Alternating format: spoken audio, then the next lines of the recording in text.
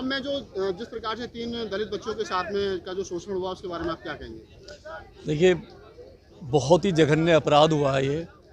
इससे बड़ा अपराध नहीं हो सकता कि 3 नाबालिग बच्चियों को जहर दे के मार देना। इसमें 2 एक्सपायर हो चुकी है और एक जो है वो ज़िंदगी मौत से मतलब लड़ रही है, फाइट कर रही है। और सबसे पहले तो मेरी संवेदनाएं हैं उन लोगों के साथ में। वो 2 जो बच्ची जो एक्सपायर हुई हैं, ईश्वर उनको शांति दे, भगवान बुद्ध की आत्मा को शांति दे। दूसरा, उनके जो परिवार वाले हैं, जो माँ बाप हैं, जो उनके रिश्तेदार हैं, उनको उस एहसास जो उनको हो रहा है, जो उनकी बेटियां चली गई हैं, उनको जो दुख है उसको सहन करने की शक्ति दे। और तीसरा ये है, देखो इससे बड़ा अपराध नहीं हो सकता। और ये जो पुलिस जो है, वहाँ का जो प्रशासन है, जो कुछ छुपाना चाह रहा है, जो कह रहा है कि जहर दे के मार दिया है, एक सीधी बात है कि 3 लड़की एक साथ जहर क्यों खाएंगी? वो भी नाबालिग 12, 13, 14 साल की लड़कियाँ, जहर कहाँ से आएगा, क्यों खाएंगी, क्या थोड़ी है ऐसी?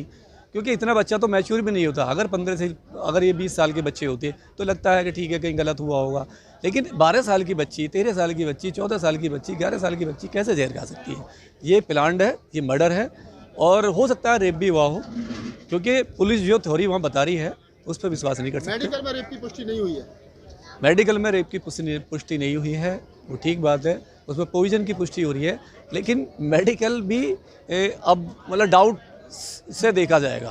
क्योंकि पहले भी जो हुआ है, पहले जो हाथरस में हुआ था उसमें भी कहाँ हुआ था मेडिकल में पुष्टि नहीं हुई थी। जो डॉक्टरों ने किया था पहले, इनकी जो सरकार के लोग थे, बाद में जो हुआ उसमें पुष्टि हो गई थी।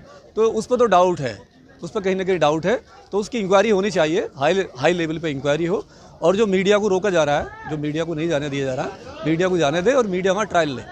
आज पीड़ित के जो पिता हैं उनको नजरबंद कर दिया पुलिस ने, कैसे देखते हो? ये तो पहले से ही हो रहा है, ये पहले से ही है। आपने देखा होगा हाथरस वाला जो कांड हुआ था उसमें भी वही था, रात को 2:30 बजे लड़की जला दी थी, लड़की के माँ बाप को मिलने नहीं दिया गया। यही पुलिस थी, यही प्रशासन है।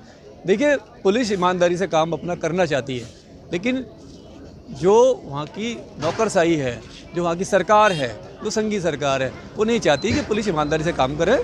और वो ये सब उसी के इशारे में हो रहा है, बातों को, चीज़ों को छुपाया जा रहा है, और छुपाना अच्छी बात नहीं है। सरकार को ये करना चाहिए, क्योंकि देखिए बेटी बचाओ बेटी बढ़ाओ का नारा इन्हीं का था, और ये अगर बेटियों के साथ में खड़े नहीं होंगे तो इस नारे का कोई मतलब नहीं रह जाता है। डॉक्टर साहब, आज यूपी भवन पर जो उन्नाव कांड को लेकर के धरना प्रदर्शन था, पुलिस ने ना तो उनको धरना प्रदर्शन की इजाजत दी, उठा करके जेल में मतलब थाने में और डाल दिया, उनको धारा 144 लगा दी। तो इससे ये साबित होता है कि पुलिस सरकार, वहाँ का जो प्रशासन है, जो यूपी की सरकार है, वो कुछ ना कुछ छुपाना चाहती है। क्योंकि धरना तो यहाँ दे रहे हैं ना लोग, एक डिमांड ही तो कर रहे हैं, इसमें कौन सी आफत है? पीसफुल उनका प्रोटेस्ट था, वो भी नहीं होने दे रहे। इसका मतलब है दाल में काला है, कहीं ना कहीं उन तीनों बच्चियों के साथ में गलत हुआ है, और इसी को छुपाने के लिए सरकार ये दमनकारी नीति उनके साथ किया है। आज आप लोगों से क्या अपील करोगे इस मामले को लेकर के? देखिए, मैं यही अपील करूँगा, ये जो सरकार जो थ्योरी बता रही है, जो पुलिस वाले थ्योरी बता रहे हैं, हो सकता है वो सच हो, लेकिन विश्वास कैसे करोगे? पिछला जो इनका जो काम करने का तरीका रहा है पिछले 3 साल का इस सरकार का, उसने जितने भी हमारी बहन बेटी, जो दलित बहन बेटी का रेप हुआ है, उसके साथ में ईमानदारी से उन्होंने काम नहीं किया है। बाद में आंदोलन हुए, चाहे हाथरस का हो, चाहे कानपुर का हो, चाहे दिलीप सेंगर का हो, उसमें आंदोलन हुए। आंदोलन के बाद में FIR होती है, फिर रेप की पुष्टि होती है, फिर उन्हें सजा होती है।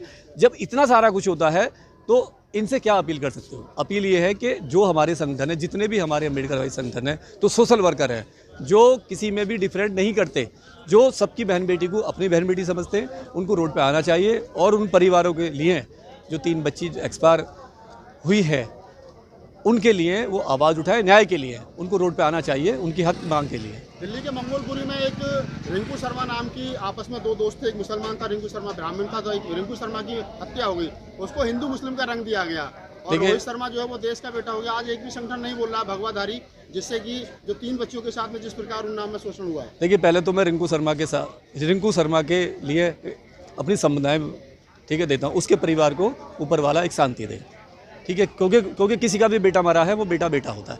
दूसरा, ये जो रंग जो दे रहा मीडिया, ये गलत है। मीडिया जो उसने हिंदू मुस्लिम का कर रहा है, देखिए उनका झगड़ा हुआ, मर्डर हुआ है, वो जितने भी एक्यूज थे उनको पुलिस ने उठा लिया, केस हो गया, जेल चले गए, बात खत्म हो जाती है। लेकिन जब इसमें ये है, जब कोई अपर कास्ट वाला का मर्डर होता है, तो ये लोग उसे हिंदू मुस्लिम का राइट कराते हैं, इंडिया में रोज़ मर्डर हो रहे हैं, रोज़ लड़ाई झगड़ा होता है। वहाँ पे तो कोई भी धर्म नहीं होता। ये जाति देख के जो है ना, अगर वाल्मीकि बेटी है तो दलित की बेटी हो जाती है, कोई एससी है तो उसकी दलित की बेटी हो जाती है, और अगर कोई किसी जनरल वाली का रेप होता है तो भारत की बेटी हो जाती है। ये मीडिया का जो ट्रायल है ना, ये बहुत खतरनाक है। इसको ट्रायल बंद कर देना चाहिए। इससे देश कमज़ोर हो रहा है। बेटी बेटी होती है, चाहे वो दलित की हो, चाहे वो कोई और हो, उसको तो कॉमन देखना चाहिए।